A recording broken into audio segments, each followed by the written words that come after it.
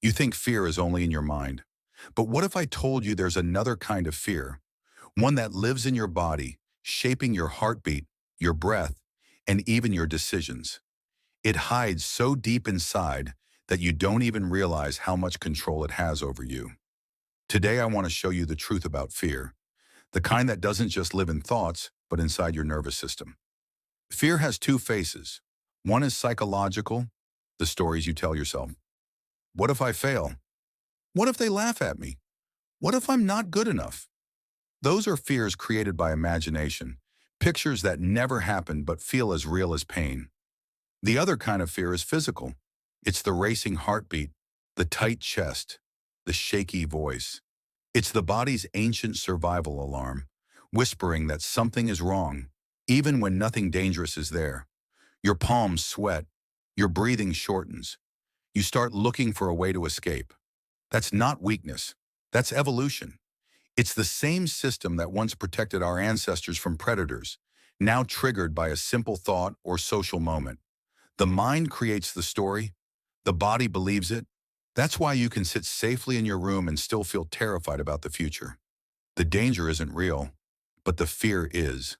Your brain doesn't know the difference between imagination and reality. When you imagine failing, your body reacts as if it already happened. When you replay an embarrassing memory, your body releases the same chemicals it did that day. That's why you freeze before starting something new. That's why you hesitate, even when logic tells you there's nothing to fear. The fear center in your brain, called the amygdala, is fast. Much faster than reason. It activates before your conscious mind even understands what's happening. So you feel fear first and then think about it later. But here's the secret. You can train it.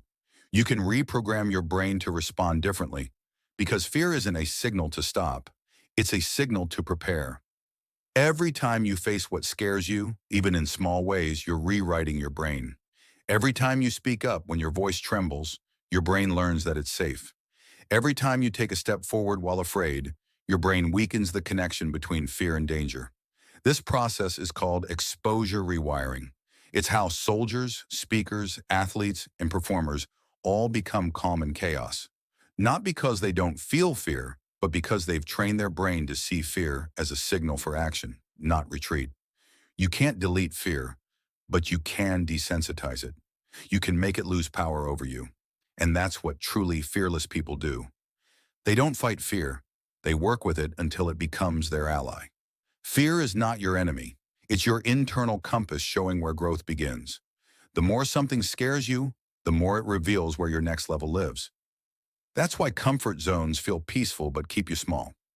Fear zones feel uncertain, but that's where transformation starts. When you feel fear, pause. Don't rush to distract yourself. Observe it. Watch how it moves through your body. Notice the breath, the heartbeat, the tension, and then ask yourself, what is this fear trying to protect me from? Most of the time, it's not protecting you from real danger. It's protecting you from discomfort, from rejection, from failure. But none of those things can destroy you. They only make you stronger. Shift your focus from fear to presence. Fear lives in imagination. Focus lives in the now. When you fully concentrate on this moment, on your breath, your task, your movement, the fear loses its grip. You can't think of what could go wrong when your attention is fully on what's happening right now. That's why top athletes and successful leaders train themselves to enter flow. In that state, there is no fear, only focus. You become pure action, pure awareness. And here's the real transformation. The same energy that fuels fear can fuel power. It's adrenaline. It can make you panic or it can make you perform. The choice is how you frame it. Say to yourself, I'm not nervous, I'm ready. I'm not afraid, I'm alert. You rewire your body with every repetition. That's how confidence is born. Not from removing fear, but from mastering it. If you want to test this truth, do this. Pick one thing that scares you and face it daily, even in the smallest way. If speaking in public terrifies you, start by talking to one person. If rejection scares you, start one conversation a day where you risk hearing no. If creating something new feels overwhelming, start with 10 minutes of messy action. Fear fades only when your action becomes stronger than your hesitation. Most people wait for courage to arrive before they move. But courage doesn't come first, it comes after. Action builds courage, not the other way around. Every step you take while afraid, every moment you act without knowing the outcome, you grow. And one day you look back and realize the fear never left. It just learned who's in control. So next time you feel it, don't run. Let it come. Feel it fully, then move anyway. That single act, to move despite fear, changes who you are at your core. Because confidence is not the absence of fear. It's the decision that something else matters more. If these words reach you today, take them as a sign. Don't wait for the perfect moment. Don't wait to stop being scared. Start where you are, with what you have, and take the smallest step toward what you want. You'll feel your heart race, your hands shake, your mind question you. And that's okay. That's the sound of growth. That's your old self being rewritten. You are not weak for feeling fear. You're human. And the most powerful thing a human can do is act while afraid.